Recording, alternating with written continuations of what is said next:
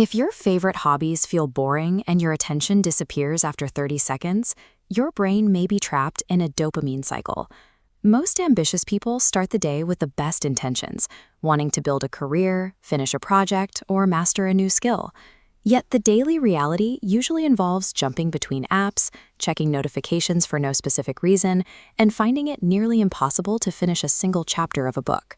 We have access to more digital entertainment than any generation in history, but this constant availability often leads to a profound sense of exhaustion.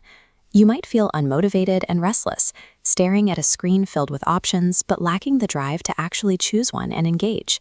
This experience of boredom in an age of convenience is often mistaken for a lack of willpower. However, labeling this as a personal failure of discipline ignores the underlying biological reality of how your focus is being managed. Chronic distraction is a predictable outcome of an engineered mechanical failure. Our biology is currently being leveraged by systems designed to keep us in a continuous loop, effectively locking the brain's reward system in a state of constant capture. To understand how to break this loop, we have to look at the brain's core neurological driver, dopamine. While it is often associated with pleasure, dopamine functions strictly as a reward prediction signal. It creates the motivation to act based on what you anticipate will happen next. This is the biological trigger-action-reward cycle. In a natural setting, this system drives us towards novelty and discovery. Your brain identifies a trigger, like a potential source of food or information, and releases dopamine to provide the energy needed to take action and claim the reward. Digital platforms utilize this biology by creating artificial triggers. Every notification is a promise of immediate, high-density novelty.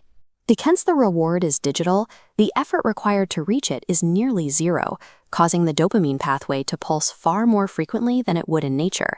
This creates a compulsive behavioral outcome. You check your phone every few minutes to satisfy a constant, artificial spike in predicted reward. The brain begins to prioritize these quick digital hits over any task that requires sustained effort. Our ancient novelty-seeking hardware is poorly matched for a world of infinite, instant gratification. We are effectively overstimulating a system that was designed for the scarcity of the natural world, not the abundance of the digital one. The reason this cycle is so difficult to break lies in a biological process called homeostasis. Your brain is constantly working to maintain a stable internal environment, and it views extreme, constant stimulation as a threat to that balance.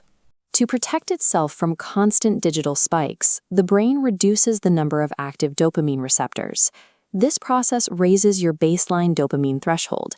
Essentially, you now require a higher level of stimulation just to feel a basic sense of engagement. This explains why you might find yourself binge-watching content late at night, even when you aren't enjoying it. Your receptors are so down-regulated that your brain is struggling to register enough reward just to reach a baseline level of normal. This artificially high baseline makes the quieter reward profiles of ordinary life, like taking a walk or working on a complex problem, feel incredibly slow and unrewarding by comparison. When the brain normalizes these constant, extreme rewards, ordinary reality becomes difficult to engage with. This biological adaptation effectively drains the motivation needed for long-term goals, as the immediate environment no longer provides the intensity the brain expects. Constructive recovery involves regaining conscious control over your attention by intentionally managing your exposure to high-density rewards.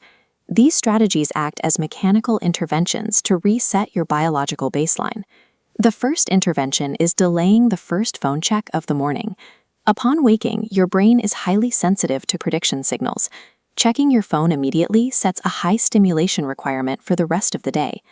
Next, remove artificial triggers by turning off all non-essential notifications. This eliminates the constant invitations for your brain to engage in the trigger-action-reward cycle, allowing your focus to remain on your current task. You should also schedule distraction-free focus sessions. By removing all instant feedback loops for a set period, you force your brain to function without the constant promise of a digital reward.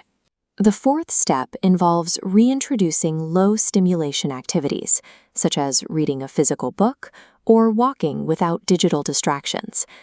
These slower activities serve a specific biological purpose. They train your brain to accept and process delayed rewards again, reinforcing the pathways used for sustained concentration. Implementing these physical circuit breakers successfully lowers the brain's dopamine threshold.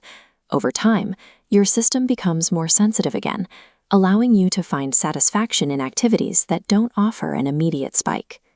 As your dopamine baseline returns to a natural level, your intrinsic motivation for meaningful long-term goals will begin to recover. Tasks that once felt like a struggle will become easier to initiate and maintain. Putting your phone down is a strategic reallocation of your cognitive resources.